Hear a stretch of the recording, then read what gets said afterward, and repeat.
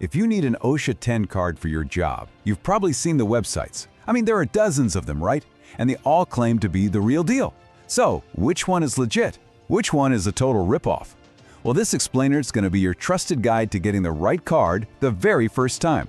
Let's make sure your hard-earned cash and your valuable time are actually well spent. And look, this isn't some small problem. Every single year, thousands of people just like you, trying to get qualified for a job, they end up with a worthless piece of paper and they're out a bunch of money.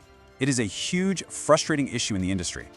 But here's the good news. By the end of this short explainer, you're going to know exactly how to spot the fakes and find a legitimate, authorized course. We're here to make sure you are protected from all those scams out there.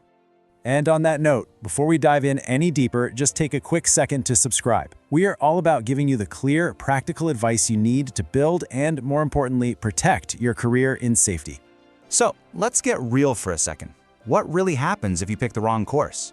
This is about way more than just losing a few bucks. The consequences for your job, and definitely for your wallet, can be pretty serious. Okay, first things first, let's be crystal clear on what we're actually talking about. The real OSHA 10 card is an official plastic wallet-sized card, and it's issued directly by the US Department of Labor. It's proof that you've done the full 10 hours of training. Now, it's not a license to work, but for a whole lot of jobs, it is the key that gets you through the gate and onto the site.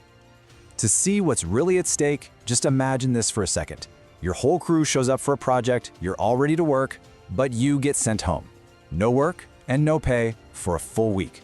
All because the safety manager at the gate spotted that your cards were fakes. This is a real story, and believe me, it happens way more than you think.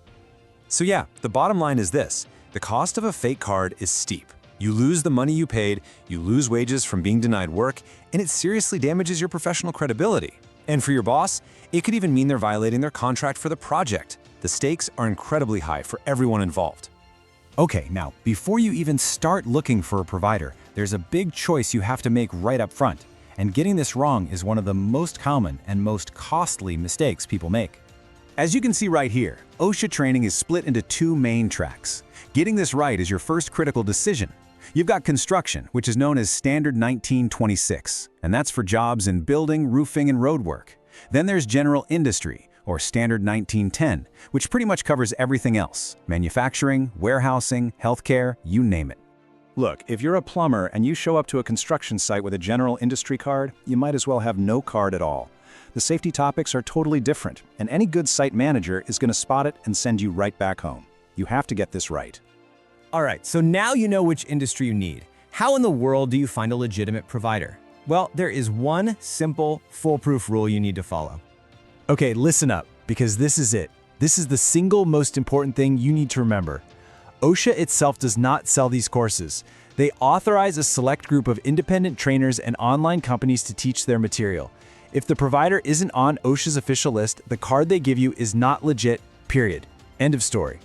So here is your action plan. Step 1, go directly to OSHA.gov. And don't just Google it and click the first link. Type it in yourself and make sure that address ends in .gov. Step 2, find their page for OSHA-authorized online outreach training providers. And Step 3, check if the company you're thinking about is on that list. Remember, always verify before you pay. If their name isn't on that list, walk away. All right, now that you know the golden rule, let's turn you into a scam detector. These guys are really good at looking official, but there are always telltale signs if you know what to look for. This slide breaks it down perfectly. A legit course is going to cost you somewhere between $60 and $90. It takes a minimum of 10 hours to complete, and you'll get an official plastic Department of Labor card in the mail, usually a few weeks later. The scams, on the other hand, they lure you in with a crazy low price, like 25 bucks. They'll promise an instant PDF certificate and tell you can finish the whole thing in a couple of hours. And the biggest red flag of all, they will not be on that official OSHA.gov list. And hey, look out for these other warning signs too. Any mention of a guaranteed job? That's a huge red flag. OSHA training does not guarantee you a job.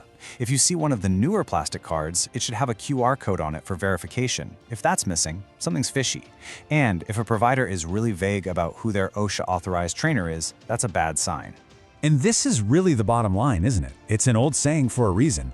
An OSHA 10 card is a serious credential that proves you put in 10 hours of safety training. Anyone offering it for the price of lunch and in less time than it takes to watch a movie is just not legitimate. All right, we've covered a lot of ground here, so let's bring it all together into a simple, final checklist you can use to make your decision with total confidence.